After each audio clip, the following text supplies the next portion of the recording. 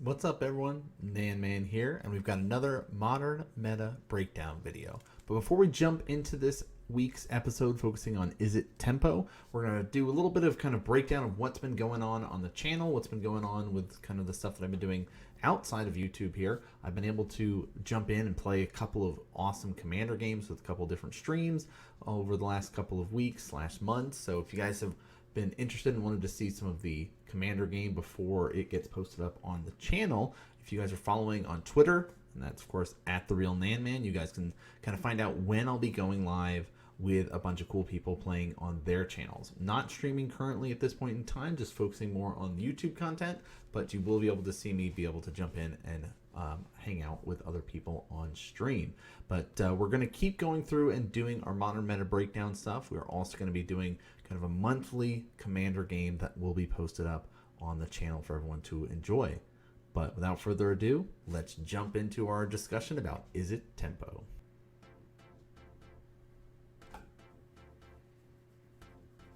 All right, so if this is your first time tuning in and watching our Modern Meta Breakdown video, what we do is basically we go through, do a breakdown discussion about the creatures, the spells, all the basic stuff that people are playing, why they're playing them, what sort of synergies might exist, how you might kind of deal with these types of decks, what to expect when you're battling against these decks, how sideboards kind of work, that sort of stuff. Now, we've been focusing a lot more this last month or two on Modern Horizons stuff because Modern Horizons 2 has had a huge impact on the Modern scene. A lot of players are getting back into Modern or getting into Modern for the first time because of how new and exciting things are. There's been a huge influx in powerful cards overall, not just like what we see here in this list. You can see scrolling above me is a couple of those powerful cards that are in this list here. Now, the tempo list has adjusted and tweaked and changed. It's kind of was a little bit more prowessy before. It's kind of been a little bit more tempo-y here and there, and it's kind of ebbed and flowed as things have gone. But with this set of new cards for Modern Horizons 2, the deck is more powerful than ever, and we're seeing just kind of how powerful it is with some of these sweet creatures that have been added into the list. And you can see kind of we're looking across this list. This is the paper version of it with our price tags, and of course our little monkey friend here is the most expensive creature in our list. You want a play set of it, which the list is showing that, hey, that makes a huge difference in it. It's going to be costing you over $300. And it's even more on Magic Online because of the weird limiting with ability to get access to those cards. It's a whole thing. So let's kind of dive into the creature list and talk about the spells. We're going to go through kind of breakdowns of different things. So the easy stuff, the one drops, the stuff that you're hoping to hit, of course, is our little monkey friend here. So he's got that dash ability, right? So that you can pay the 2, it returns to your hand at the after combat kind of thing. So it's just, hey, I'll poke in, come back, protected. I don't have to worry about it sticking around and dying. Otherwise, if you have him out, right, he costs 1. Next turn you can be able to attack with him, of course, because he does not have haste. So Ragavan, Nimble Pilferer. He's a 2/1, cost 1 for a monkey pirate here. He is legendary, so keep that in mind. Now when he deals combat damage to a player, you create a treasure token, and then you exile the top card of that player's library. Until the end of turn, you can cast that card. So you're slowly chipping away at the resources of your opponent that they might need later on in the game. Right? Could be the removal spells that they might have to try to deal with your creatures, because this list is only running 14, but the 14 that are in this list are extremely powerful. So you can start chipping away at the resources that they need. Could be lands that they need, depending on how things are going. And hey, it's a 2/1, it's scary, right? If you're going to have to be committing resources to dealing with this monkey, then that means you're having less resources to deal with the scarier stuff later on. So here's one of our 1-drops. The next 1-drop is, of course, our Dragon's Rage Channeler. It's a 1/1, and whenever you cast a non-creature spell, you get to Surveil 1, which is, of course, that return to Ravnica. You know, when the third time we went back to Ravnica, Surveil came out as a mechanic for those Dimir players out there. This guy.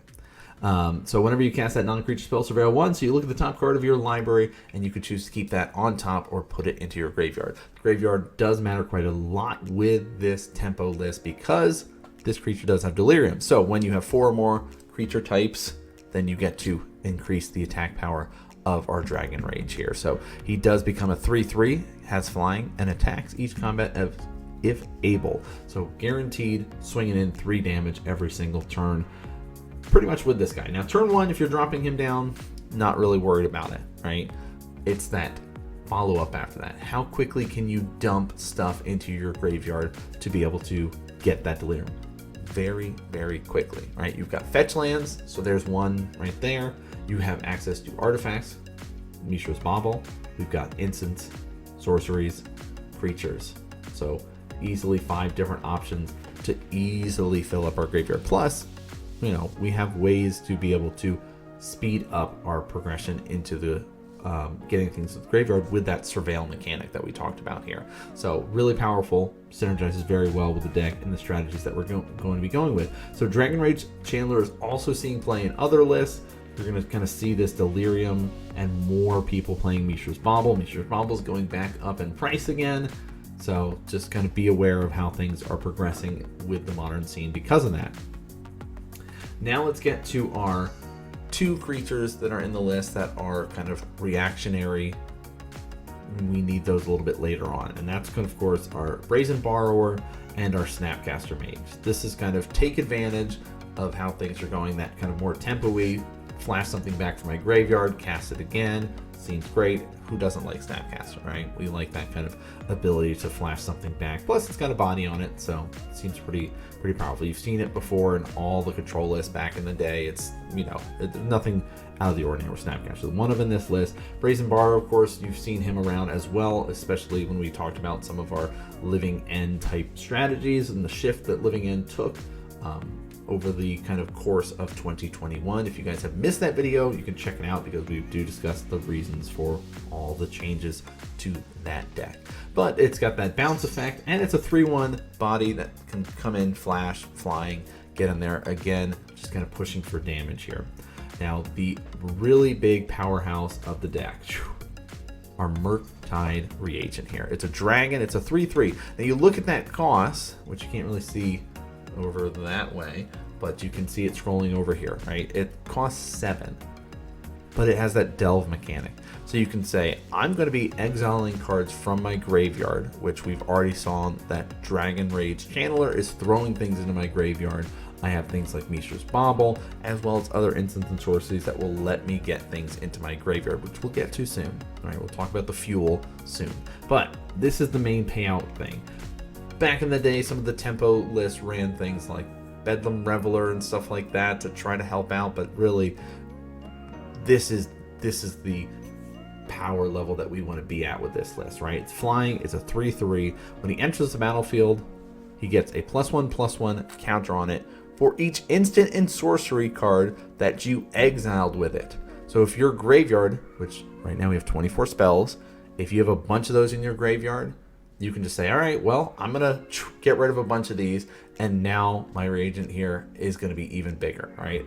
If I get rid of 5 spells to be delving away, 5 instants and sorceries, he's an 8/8, which is really hard to answer in Modern, right? Even with things like Dismember, -5/-5, that's still not enough to be able to get rid of him. So keep that in mind. Whenever an instant or sorcery card leaves your graveyard, put a +1 counter on him as well.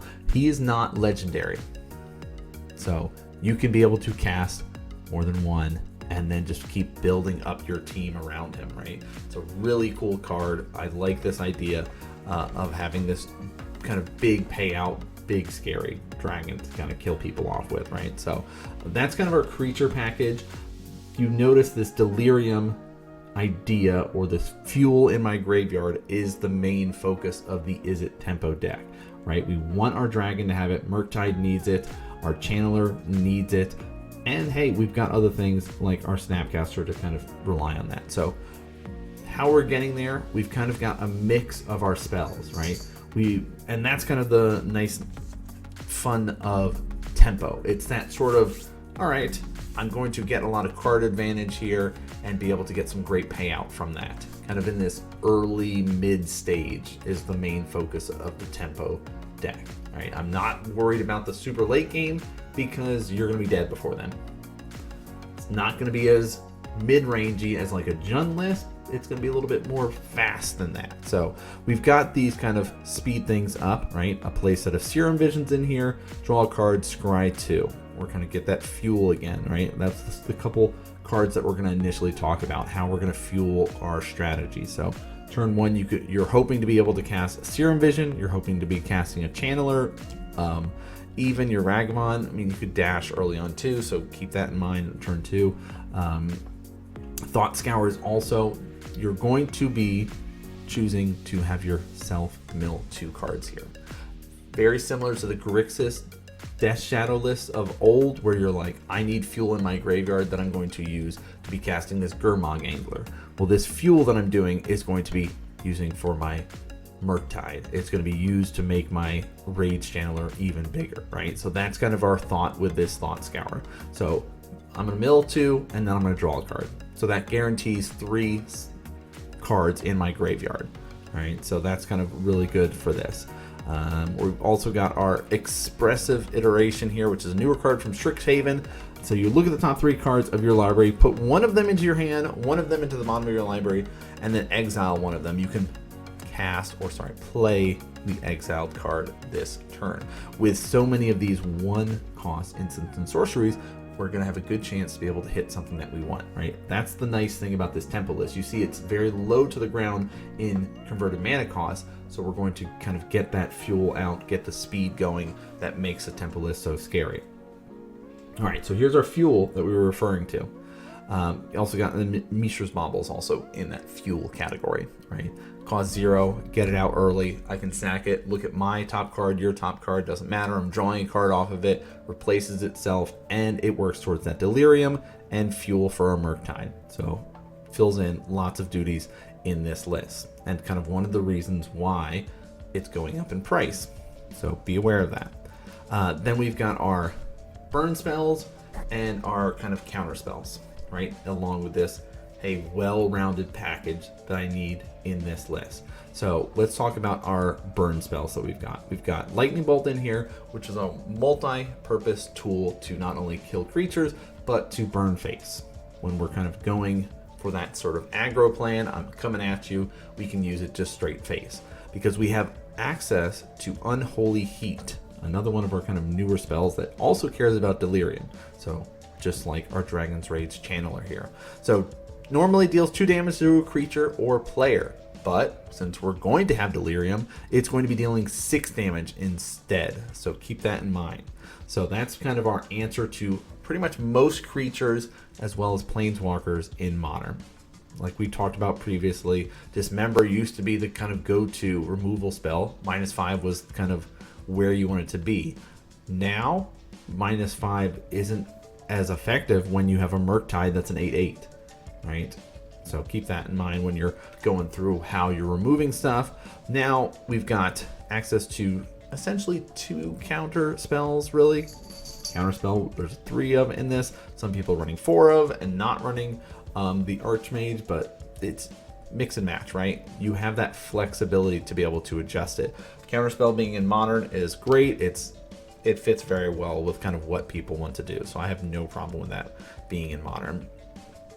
And then our Archmage Charm.